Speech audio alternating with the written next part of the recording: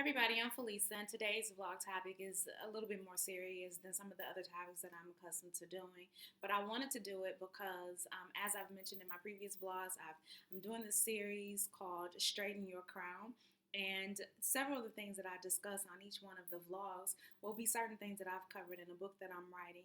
And I wanted to kind of break it down into small, bite sized pieces because each one of the things that I talk about in my book affected me in some type of way.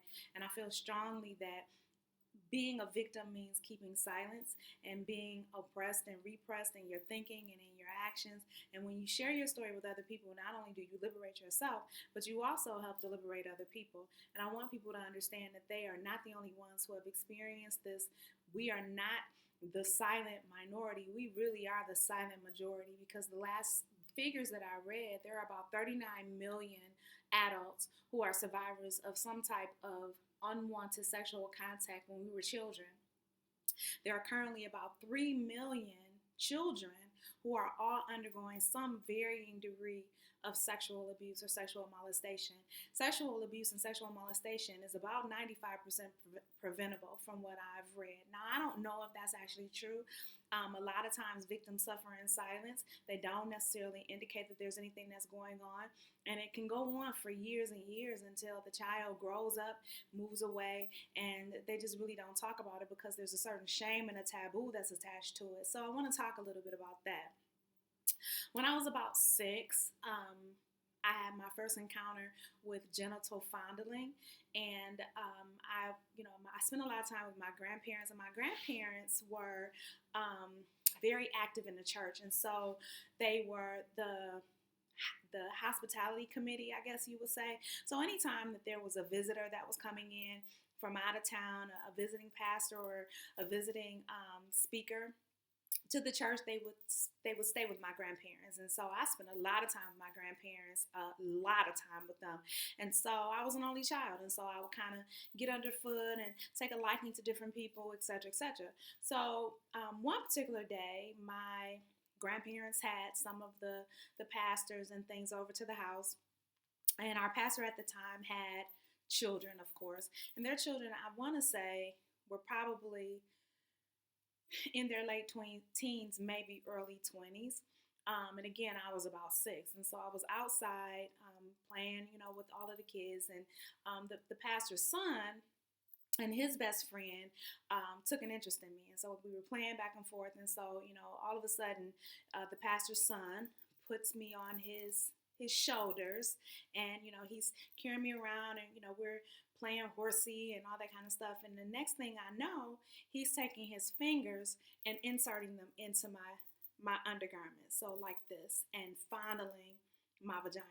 Now, to a 6-year-old, I to this day I still don't really know how to process how I felt. And I thought, this was a part of play, even though nobody had played with me like that before. I thought that this was normal.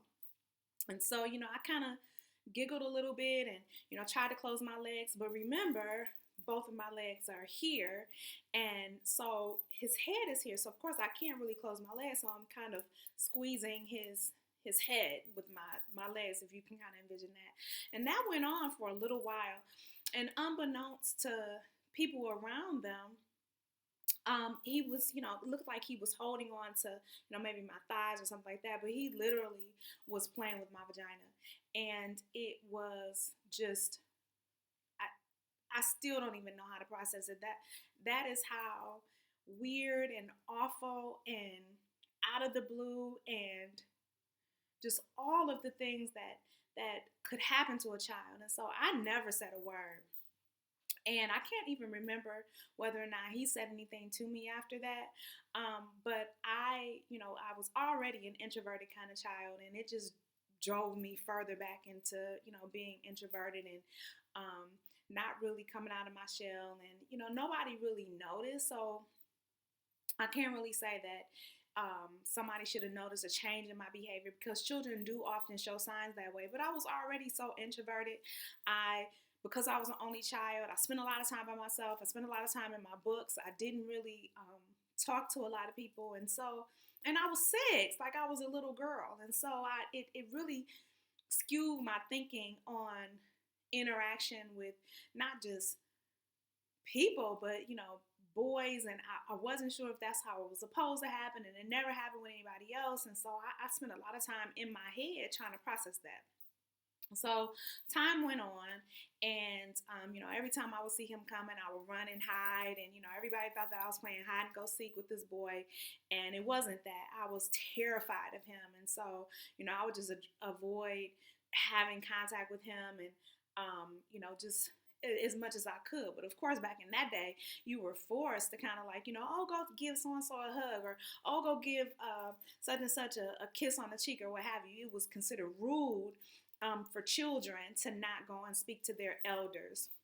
And since he was the pastor's son, you just kind of defer to them, and make sure that you're entreating them appropriately, because of course that's a shame and embarrassment. But I never really got over that. Then the second time that it happened, I must have been about 10 or so, and it was our next door neighbor, and she was my friend, and we played a lot. She was quite a bit older than I was, and so we hung out a lot. We spent the night over each other's houses and things like that. And all of a sudden she was grabbing and groping, and trying to put her hands in my undergarments, and really like grinding on me like a man. And I was 10, and it just took me back to that 6-year-old place. And for the longest time I struggled with that, and she did that often, to the point where I would make up excuses as to why I didn't want to go hang out with her, and why I didn't want her over at the house. And but again, I never told my mother, and I kind of just buried and repressed those stories. And I'm kind of keeping it light because, as you can see, it's still very difficult for me to talk about it, but I want to talk about it, at least generally speaking, because a lot of my healing is wrapped up in being able to not be a victim of that, because none of that was my fault. So fast forward, like I kind of repressed that, and I didn't talk about it. I never told my mother, never told my grandparents. And then I had children of my own. And I was so consumed with making sure that nobody touched them, to the extent that when my sons got to be about 4 or 5, like I literally took them in the bathroom, excuse me, took them in the bathroom, taught them how to bathe themselves. They're babies. And told them nobody has the right to look at your privates except for the doctor and for mommy. Like, I didn't even trust my ex-husband around them. It was just so, and I didn't even realize where that was coming from. I didn't really remember it, and I didn't really have a presence of mind. I just felt like, little children should be protected. And I was like that with all of my children. Then when I turned about 30, I remember like crying out to God and saying, it's something wrong with me. Like, I don't understand why I am so crazy about someone bothering my children, and why I'm so paranoid about where they go and who they go with. I made my house the Kool-Aid house, not because I like a whole lot of kids in my house, although I do love children. I made my house the house where everybody came to congregate, and everybody came to hang out and have a good time, because I knew where my babies were if that happened. And so, I would buy snacks, and my kids had the latest video games, and they had, toys and games and things. It was like just heaven for kids. And so they would come over, and I knew where my babies were, and I didn't have to think about that. And it was a lot of relief for me to know that. Well, as I started to pray, and as I started to really, like, I'm crazy.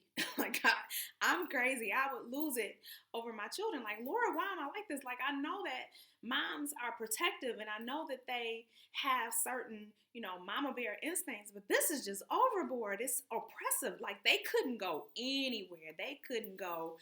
I don't care who it was. Nobody was safe to me. Nobody was approved to me. Nobody was, like on the list of like, yes, okay for you to go there, except for my mother.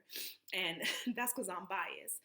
And I remember slowly but surely my memory started to come back. And, I walked in one day. I didn't even know how to tell my mother, but I felt like I needed to tell her. And I just told her. And I know my mother did not know what to do with that information, but I just wanted to relieve the burden and the shame and the guilt of carrying that and even remembering that and understanding how all of the dots connected, and how all of the trauma that I experienced with just being violated in that way, not just once but twice, and by people that we trusted, and how it affected my view of my children and being protective over them and wanting to keep them from all hurt and harm. So, that's really my story in a nutshell.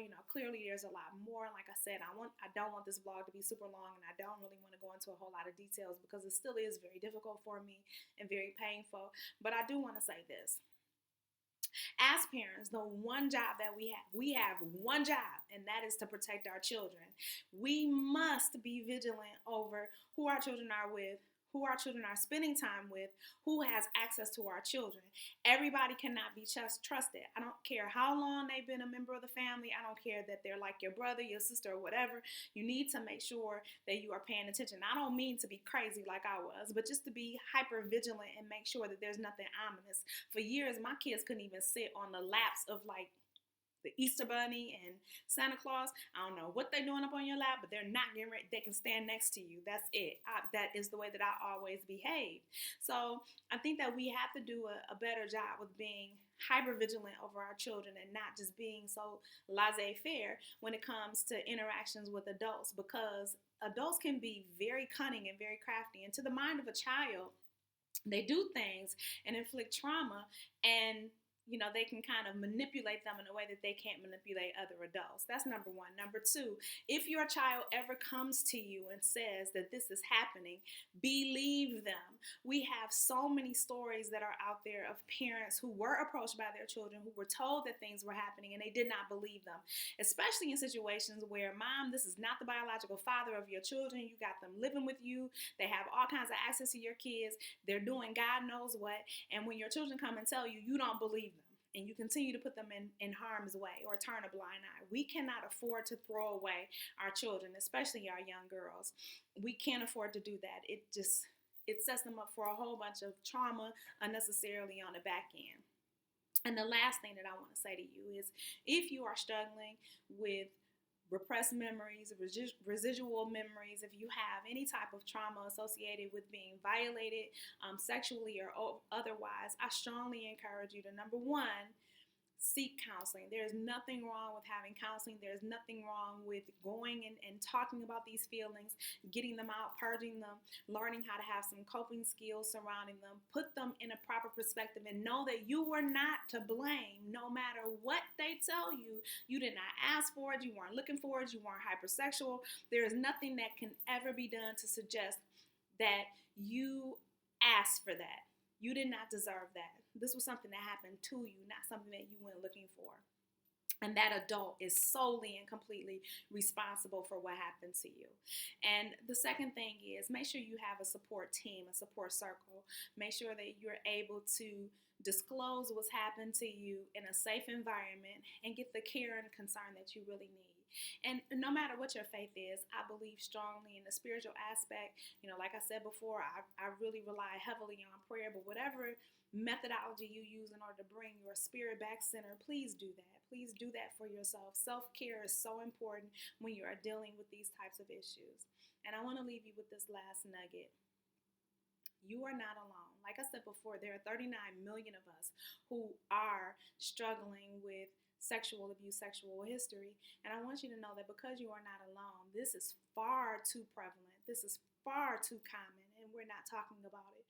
So if you are a victim, if you know someone is a victim, please tell your story. Please make sure that you are sharing it in a way that will help other people know that we need to shine a light on things like this. We need to shine a light and be truthful and tell each other, this is what I've gone through. I've survived this, and not one more child should have to endure the type of issues, complications, and trauma that being violated at a young age brings. I hope this vlog has been helpful for you. If it has, please don't forget to subscribe, hit like, and most of all, please share it. Please share it, and please spread the message that silence is never helpful. Silence will kill you.